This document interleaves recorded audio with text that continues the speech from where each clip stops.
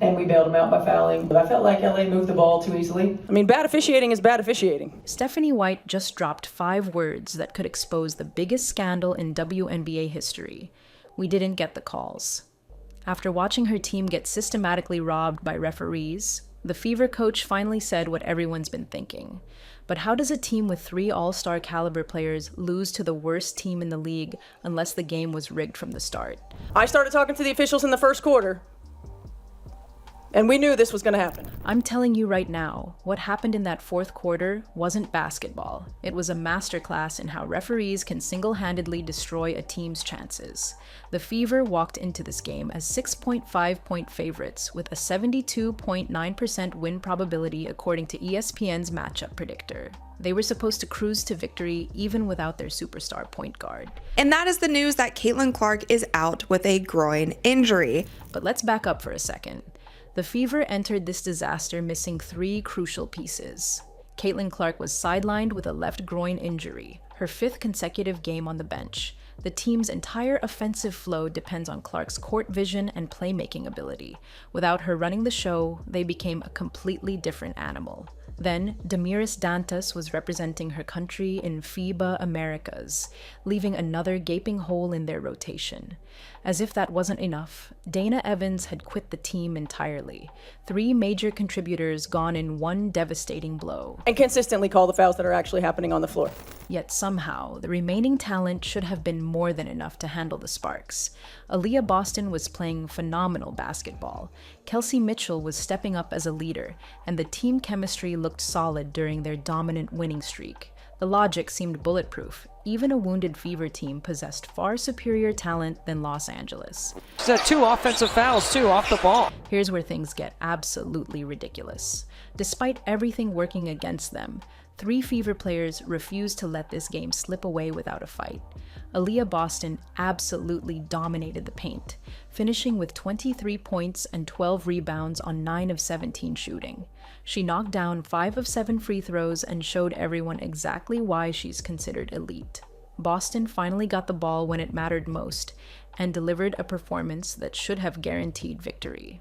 Just a really good job by Boston, allowing Mitchell to get into her vision. Kelsey Mitchell stepped up huge in Clark's absence, dropping 19 points and nailing 3 crucial 3-pointers when the team desperately needed scoring.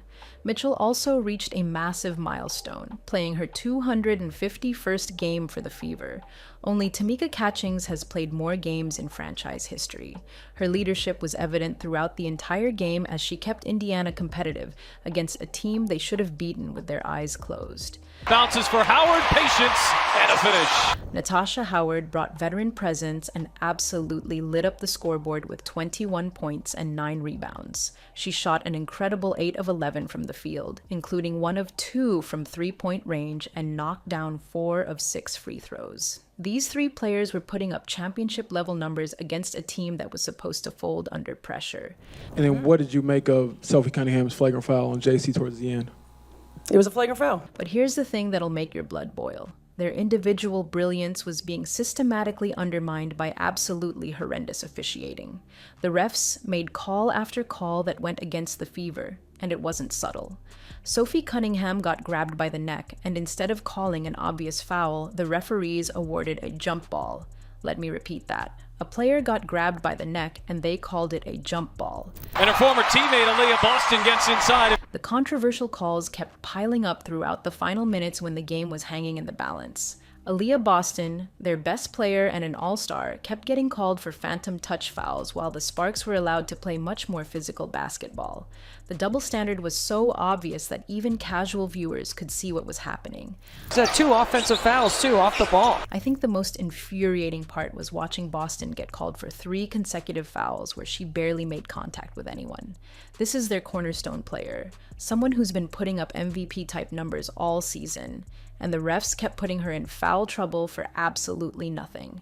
Meanwhile, when Kelsey Plum elbowed Lexi Hall and then purposely stepped over her so she couldn't get up, the referee standing right there decided that wasn't worth a whistle. The pattern became crystal clear in the 4th quarter. Every 50-50 call went to Los Angeles. When Natasha Howard drove to the basket and got slashed across the face, no foul was called. just out of bounds. But when the sparks barely made contact with anyone, the whistle was immediate. It was like watching two different games with two different sets of rules. CTA, the pattern became crystal clear in the fourth quarter, and if you're seeing the same corruption I'm witnessing, then smash that subscribe button because this rabbit hole goes much deeper than one game. Every 50-50 call went to Los Angeles, and I've got receipts that'll make you question everything you thought you knew about WNBA officiating. When the officials don't get control of the ball game, when they allow that stuff to happen, and it's been happening all season long. After watching her team fight so hard only to lose in heartbreaking fashion, Stephanie White finally spoke up. The post-game press conference was tense, and you could see the frustration written all over White's face.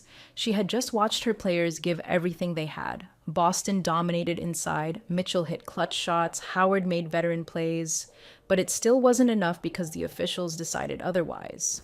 Everybody's getting better, except the officials. White is known for being composed and professional, always choosing her words carefully, but this time was different. This loss hit harder than most because it wasn't about talent or execution. It was about getting robbed by the people who are supposed to ensure fair play. When asked about the fourth quarter, White delivered her response in just 5 powerful words. We didn't get the calls. Those 5 words said absolutely everything about what happened in those final minutes. The frustration was palpable, the disappointment was obvious, and White had given voice to what every Fever fan was screaming at their television screens. She spoke for everyone who watched that travesty unfold. So we gotta find a way to remedy it. But here's what makes this whole situation even more maddening. This pattern isn't new. I've been watching how certain players get treated differently by WNBA referees all season long.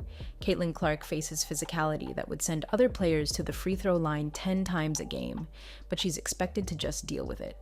Meanwhile, established stars like Breanna Stewart and Aja Wilson get touch fouls called in their favor constantly. Boston offensive rebound, rolls it in and a foul. The inconsistency is absolutely mind-boggling. Aaliyah Boston gets called for breathing on someone, but when she's the one getting contacted, suddenly the refs swallow their whistles. It's like they have completely different standards depending on which jersey you're wearing and which market you're playing in. What's even more frustrating is that this devastating loss actually proves the Fever's incredible potential when they're healthy. They almost beat a team they should have destroyed, despite missing 3 key players and facing biased officiating. That's not weakness. That's pure strength showing through adversity. We've put 2 good games together, but, we can't take a step back. When Caitlin Clark returns, and she's expected back soon, this battle-tested group will be ready to dominate. Clark has been participating in drills and could return as early as their next game against Golden State. The lineup of Clark running the offense, Boston controlling the paint, Mitchell providing clutch scoring, and Howard adding veteran presence is absolutely terrifying for the rest of the league.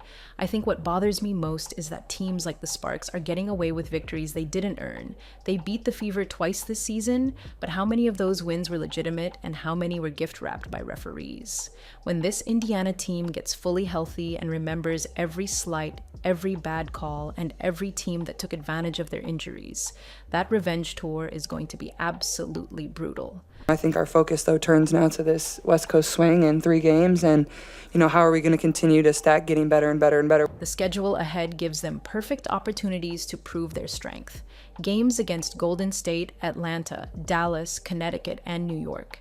These are the tests that forge championship teams, and when they're at full strength, they're going to remember exactly who tried to kick them while they were down. Their job is hard, right? Their job is hard. This young core has been battle-tested through the hardest possible circumstances. Boston has proven she can carry a team when needed, Mitchell has shown she can lead without Clark on the court, and Howard has provided the veteran presence that keeps them competitive. They're not just surviving without their star, they're growing into championship-caliber contributors. Except the officials. So we gotta find a way to remedy it. You've heard every coach talk about it. The most infuriating part is that the WNBA continues to pretend this officiating inconsistency doesn't exist. They'll fine players for criticizing referees, but they won't address the obvious bias that's affecting game outcomes. Stephanie White's 5 words shouldn't be controversial. They should be a wake-up call for a league that's destroying its own credibility. I think the Indiana Fever will hopefully be okay, but it has definitely been a rough week for them. When this Fever team is fully healthy and playing at their potential, they're going to be absolutely unstoppable. The pain they're experiencing now is building championship character, and the adversity is forging the mental toughness they'll need for playoff battles. Every team that took advantage of their injuries better watch out, because this group has a long memory and an even longer reach. Great players are going to make really good plays, and don't bail them out by fouling. I think the most telling part about this whole situation is how the WNBA will respond to White's statement. They'll probably issue some generic response about supporting the integrity of officiating, while completely ignoring the mountain of evidence we just laid out. The league has a choice: either acknowledge there's a serious problem with referee bias and fix it, or continue pretending everything's fine while coaches like White are forced to speak in code just to avoid fines. But here's the thing they don't understand. Fans aren't stupid, players aren't blind, and coaches like Stephanie White aren't going to stay silent when their teams get robbed in broad daylight. Let me know in the comments if you think the WNBA has an officiating problem, and don't forget to subscribe for more breakdowns that the league doesn't want you to see.